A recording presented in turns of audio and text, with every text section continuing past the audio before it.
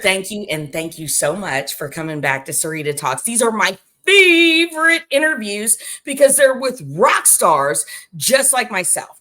And the things that are really important to my heart are criminal justice reform, showcasing people who have been impacted by the criminal justice system, or, it is oftentimes the criminal injustice system, and people that I actually struggled with. We weren't struggling, but we were in the struggle together, and they've made it out on the other side, and they are so gracious as to come on Sarita Talks and talk a little bit about it.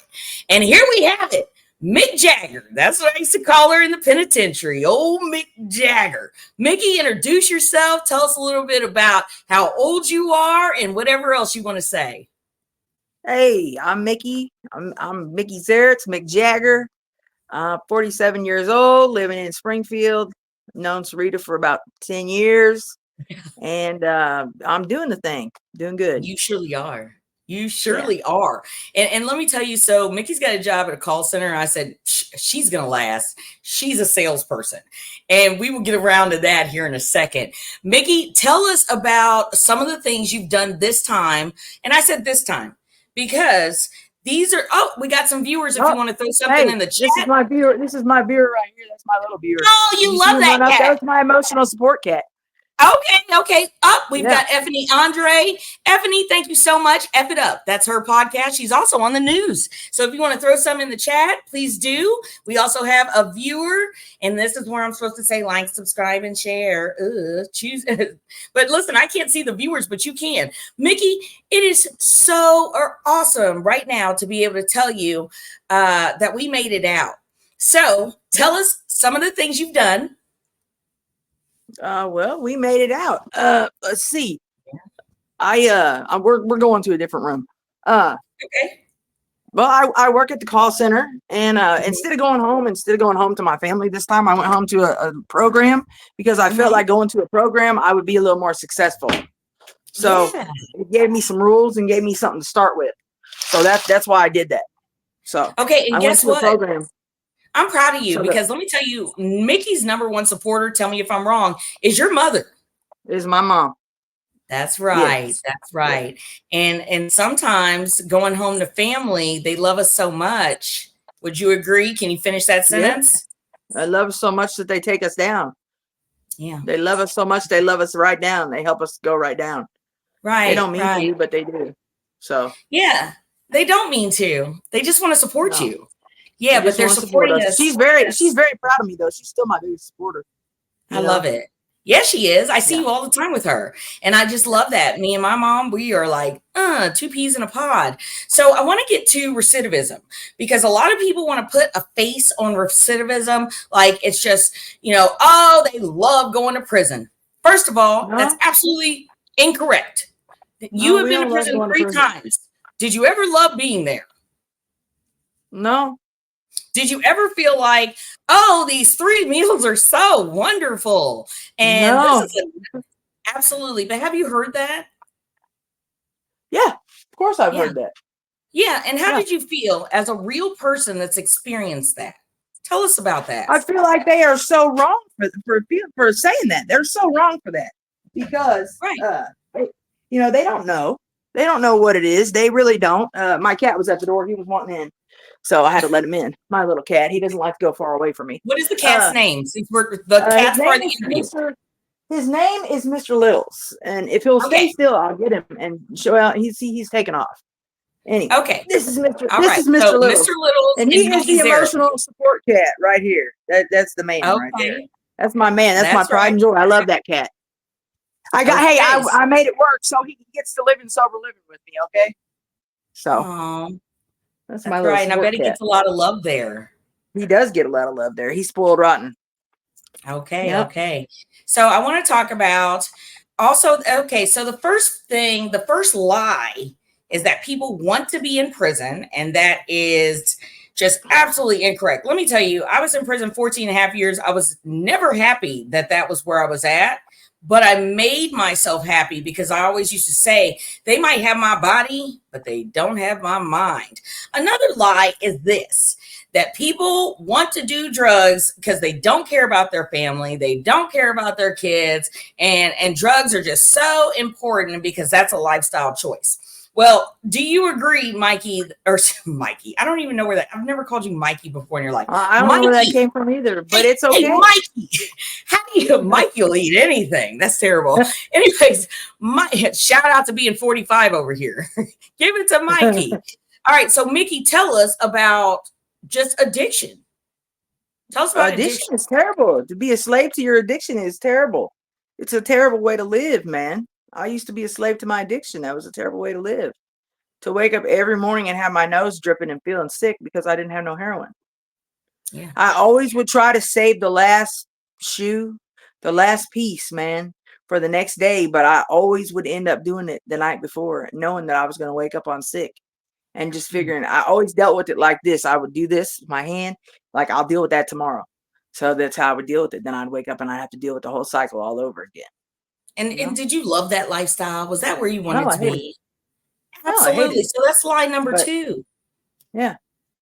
That's lie number 2, that we want to be in this situation because that's what it is. We want to be in this lifestyle that is basically killing us. You know, my mom has a friend and she might have a problem with gambling. And she said she wanted to call 1-800-BETS-OFF. And my mom's like, oh, you might want to be careful with that. I low-key snuck off and called her and said, do it. Because if you feel like there's an issue, do it. Because if I could have called 1-800, don't sell me crack, heroin, or meth, or any type of drug, I would have called it. And everybody in the United States would have got a hotline that, hey, don't sell her drugs. Would you have clicked that switch too, where you never could lust or want to go get drugs? I don't really know. I don't want to say yes or no. I may not have. I don't know. I was a slave to my addiction. You know, I never ever thought I would ever be. Right now.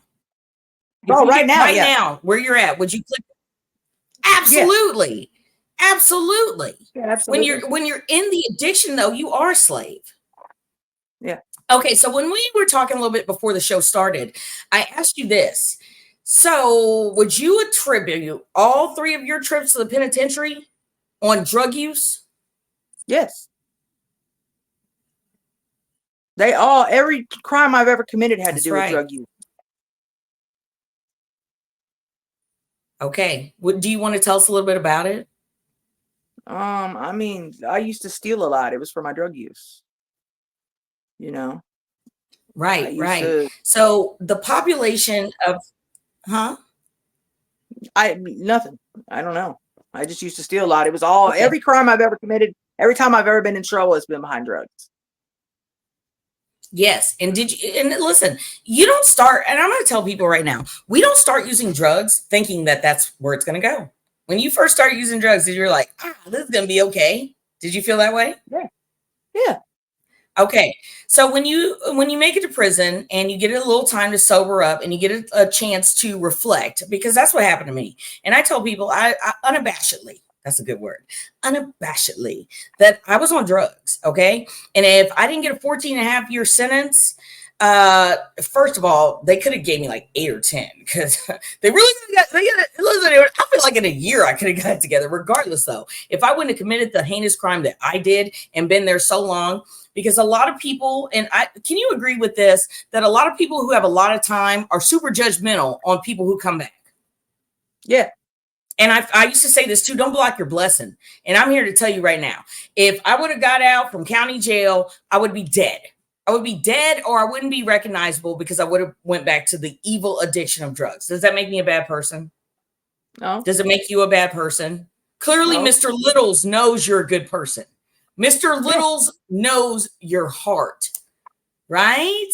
Yeah. So tell us about some of the things you've been doing since you got out, because I know that you're the biggest rock star at the call center. Micki is a salesperson. I don't know why Micki is so not charismatic in this moment. Turn it up, buddy. You're on. Turn up, buddy.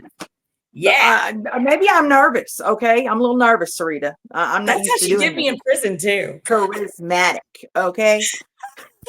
But I know Anyway, you got it in you. charismatic. I know I you do got have it it in in me. you. I Okay, do have it in me. okay, so maybe Micki will perk up on one of these. Okay, so me and Micki, because prison, you have to do, you don't have to, but there's certain You things that have people to. do to survive. Okay, like hustles. Maybe you'll perk up for this one. Okay, so I had a hustle, and Micki had hustles too.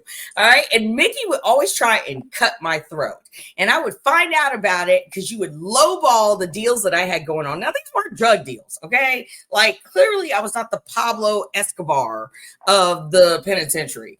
Clearly, we're talking about like meats off canteen.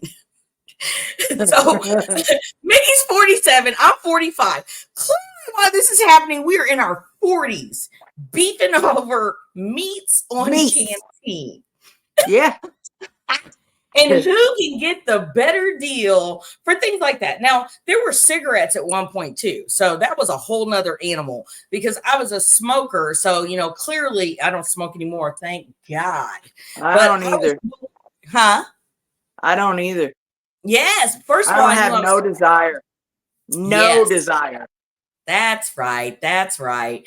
So cigarettes were a whole other animal. So Micki, half the time that I knew you, we were 50-50 friends. Would you agree?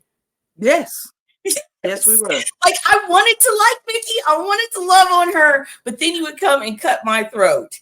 However, when you get out the gate and you think about how petty that is, like clearly I called a former roommate probably four months ago because she got thank you, Effany. She threw us a like.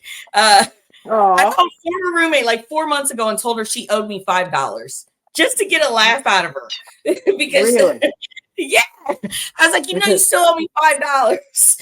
Anyways, and we had a whole conversation about that.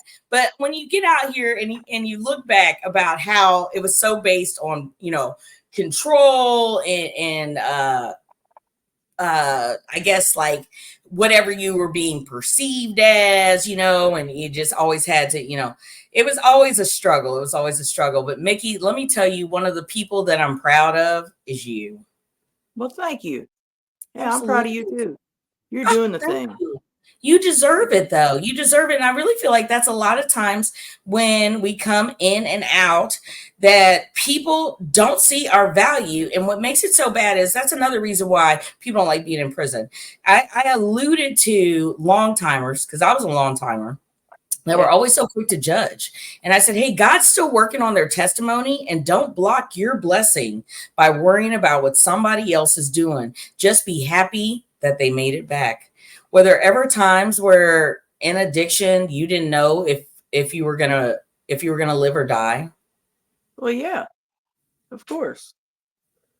Of course there was times. I mean, I don't have any exact examples, but yes, there was plenty of times. I mean, I overdosed 5 times. So yeah. And did your mom know that? Yeah, my mom found me once. Oh. And so when you have to have that conversation with her after, what does that look like? I mean, we haven't really talked much about it, but That's the whole why thing is like, how selfish of me to not realize how traumatizing it is to people on the outside of the situation. Because when you wake up, you're like, why'd you kill my buzz? Mad because they killed your buzz. For real. Yeah. That's honesty right there. When really they just wanted you to live, That's raw. Yeah. That's real raw. That's real raw. Let that sit for a minute. Let that sit for a minute. So back to the penitentiary, because that's where Micki saw me for about 10 years of my life. And just, coming to visit. And it was, there's a lot of rough times, and I was able to, raise my son from there. But I remember this too. You just said that, your family's doing that addiction with you. Your family's doing prison time with you too. Yeah. So I know your mom, she probably worried about you when you were in prison. Was there, No, she actually worried a lot less when I was in prison. Oh yeah, tell us why for the people that don't understand. Because we're not all strung out on drugs. Yes, and they know Yeah. you're safe. Thank you, They know Tito we're safe. Guerrero. I see you tuned in. Tito, appreciate you. Interviewed Micki Zaritz, Mick Jagger. So, Micki, tell us about one of the best times since you've been out when you realize, hey, I've got this. Because, Micki, let me tell you this. You've got this. You've got this. So, tell us how Yeah. it feels and how you got there. Just every day, like whenever I'm doing something new, like just yesterday, I went and took my written test for my driving. I didn't get time to drive, but I made an appointment to take my driving test next week, next Tuesday. So I'll have my license back next week. I haven't had a license in 15 years, so that's kind of a big deal, you know. That is a big And deal. yeah, and I had to hire an attorney, so I didn't have to pay for an interlock because they had some dates messed up in my driving record. But I had to Mm-hmm. get an attorney to straighten it out because they And wouldn't just listen being to me. able to get an attorney. Yeah, just being able to go do that, you know. So just little things that I accomplish on a regular basis. Like I got a car now; it sits in the backyard right now, and it's got plates on it and insurance. You know, that's something that I got to do this morning too. I got to go pay my insurance this morning after we get off the thing. I'm going to go do that. It's something that I need Yeah. to do. So Yeah, yeah, and let me tell you this, okay? So, and I think I'm gonna wrap it up on this, okay? We have a mailbox right down the street, me and my mom. Every time that I go and open my own mailbox and get my mail out, I think I used to have to wait on an officer to give my mail. And if they had an attitude, they wouldn't give it to us. Mail was important. yeah, So my son, yeah, we were hoping for letters. So sometimes you'd be waiting and you were waiting for no reason. You know, like well, here's the thing. I'll say this. So you're waiting for mail call. You got a punk officer that keeps holding it back. And this is your one, you know, maybe you're waiting on some pictures. So then they come and then maybe they don't even have the mail that you were waiting on. And you went through every name and the you know, the feeling, and now we don't even get mail. So little gratitudes and little blessings. Like I remember I got in a small wreck in Kansas City going to visit my parents, and I got a Christian lady. All my ladies from church are on my text thread, and they're like, oh my gosh, oh my gosh. And I, in that moment when that little wreck happened, I said, I don't have to go home and tell my child we don't have a car anymore, because I didn't have insurance and I didn't have money to get it fixed. Now this was before I was really on drugs, but I was struggling as a single parent. You know, so just to be able to have a car that I know I can get fixed, that is paid for, that it doesn't have to break down for me to lose everything. And that's how it yeah. goes. Micki, tell us something before we go. Tell us what? Tell us something before we go. Just end the show Oh, for tell us. something. Tell us about how God has Well, I got you mean, where I don't you're know. headed. Just having the freedom to go in there and fix something to eat when you're hungry, whatever you want, not what they want to feed you. You Out of know, the something good. refrigerator. And if you don't have what you want, you get to leave and go get it because you're free and you can do that. You know, you That's ain't got to go right. to the store once a week. So just good deal, you know? Just Yeah. good to And be let me, free for real. amen. And let me tell you this, you don't have to beef